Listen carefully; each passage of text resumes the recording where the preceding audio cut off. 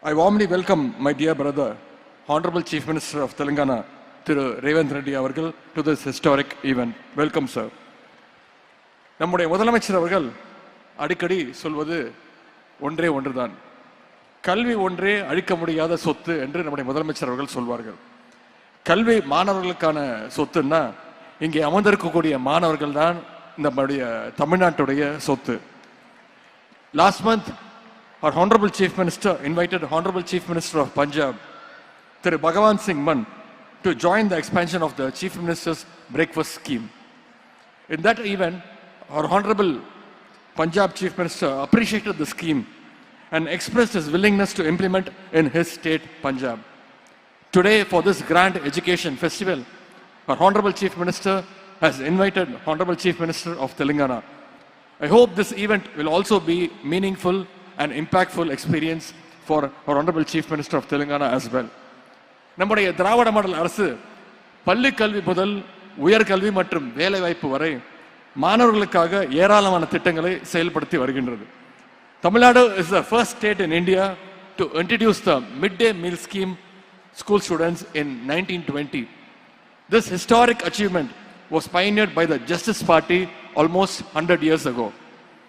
அதே மாதிரி இந்தியாவிலேயே முதலாக பள்ளி மாணவர்களுக்கு காலை உணவு கொடுத்த முதல் மாநிலமும் நம்முடைய தமிழ்நாடு தான்.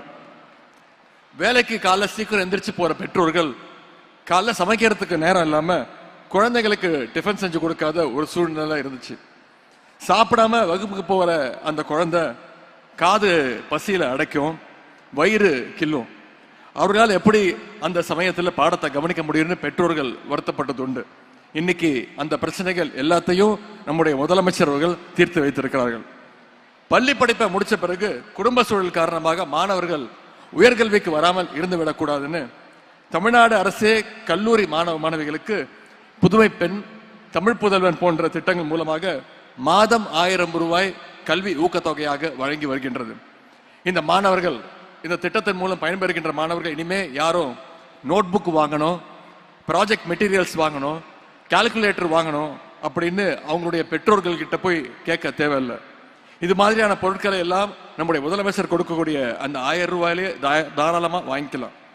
இந்த திட்டங்கள் வந்த பிறகு பள்ளி படிப்பு முடித்துவிட்டு உயர்கல்வி செல்லுகின்ற வாய்ப்பு இருந்தும் பொருளாதார சூழல் காரணமாக உயர்கல்வியை தொடர இயலாத கிட்டத்தட்ட 15000 மாணவர்கள் இன்னைக்கு உயர்கல்வியில இந்த திட்டத்தின் மூலம் சேர்ந்திருக்கிறாங்க. அது மட்டும் இல்ல, மாணவர்களை வேலை வாய்ப்புக்கு தயார்படுத்துகின்ற வகையில நான் முதல்வன் திட்டம் செயல்படுத்தப்பட்டுள்ளது. படிப்புடன் வேலைகளுக்கான அந்த ஸ்கில்ஸையும் நான் முதல்வன் திட்டம் வழங்கி கொண்டு வருகின்றது.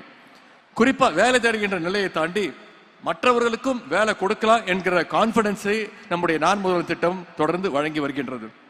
கல்விக்கு மட்டுமின்றி இன்னைக்கு உடல் கல்விக்கும் விளையாட்டுக்கும் நம்முடைய அரசு, நம்முடைய முதலமைச்சர் அவர்கள் முக்கியத்துவம் கொடுத்து வருகின்றாங்க. இந்த நிகழ்ச்சியுடைய பெயரே கல்வியில் சிறந்த தமிழ்நாடு. கல்விக்கு மட்டும் முக்கியத்துவம் கொடுக்காம எங்களுடைய விளையாட்டு வீரர்களுக்கும் இந்த மேடையில் இடம் கொடுத்த முதலமைச்சருக்கு இந்த நேரத்தில் விளையாட்டு வீரர்கள் சார்பாக என்னுடைய நன்றியை தெரிவித்துக் கொள்கின்றேன். எப்படி பள்ளி கல்வி முக்கியமோ, எப்படி மேற்கல்வி முக்கியமோ, உயர்கல்வி முக்கியமோ, அதே மாதிரி உடற்கல்வியும் முக்கியம்னு இந்த நிகழ்ச்சியின் மூலமாக நம்முடைய முதலமைச்சர் அவர்கள் தெரிய வச்சிருக்கிறாங்க. Our Chief Minister believes that financial constraints should not be a barrier for our athletes. Therefore, he launched the Tamil Nadu Champions Foundation in 2023. It's the first of its kind initiative in India.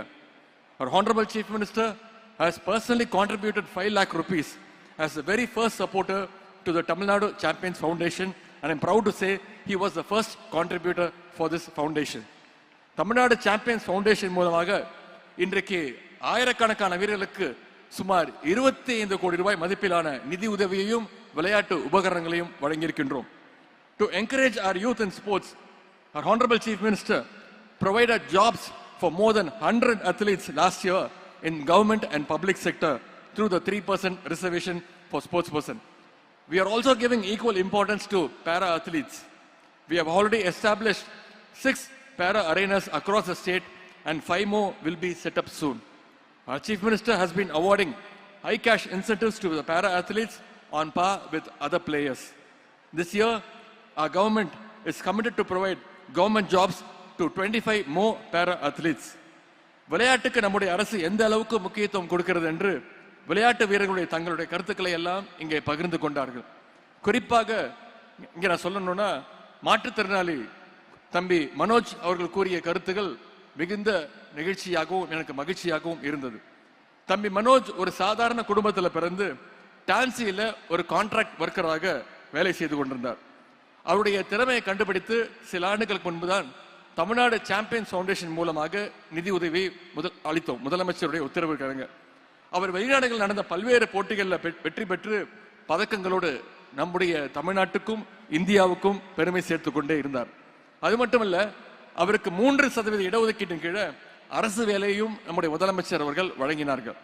தம்பி மனோஜுக்கு அவர் சொன்னது போல சென்ற ஆண்டு திருமணமானது. தன்னுடைய திருமணத்திற்கு என்னை அழைத்திருந்தார்.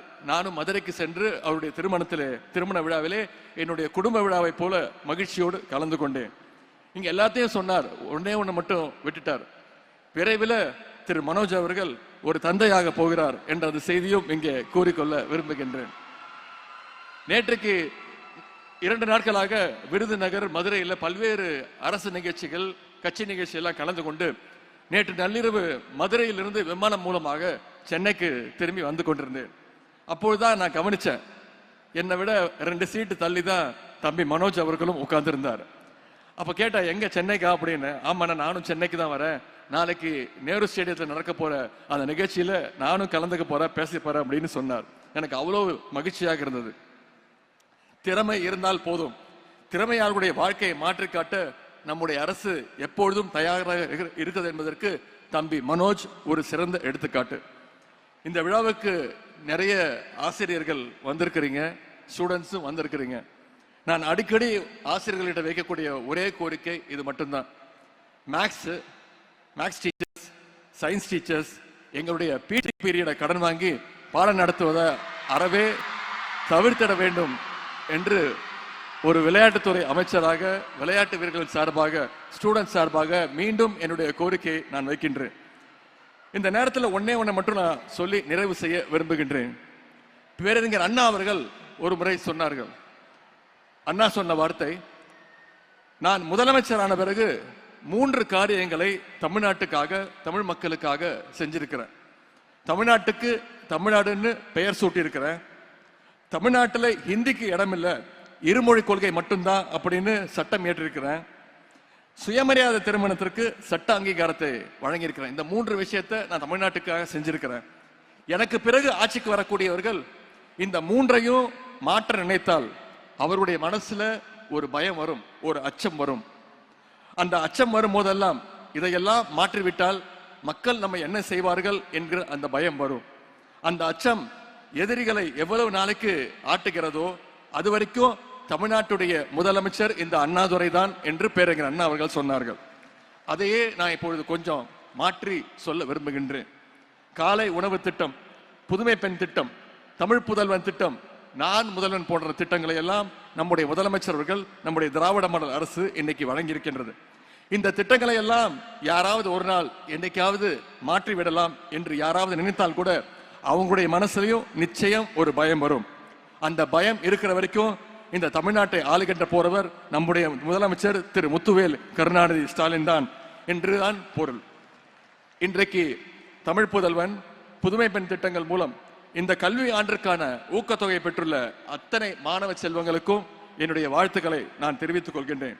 இங்க இருக்கக்கூடிய மாணவர்கள் கல்வியில் சிறந்த தமிழ்நாட்டை இன்னும் பல உயரங்களுக்கு எடுத்து சென்று நம்முடைய மாநிலத்துடைய பெருமையும் இந்திய ஒன்றியத்துடைய பெருமையும் உலகிற்கு பறைசாற்றுவோம் என்று கூறிக்கொண்டு இந்த வாய்ப்புக்கு நன்றி கூறி விடைபெறுகின்றேன். நன்றி, வணக்கம்.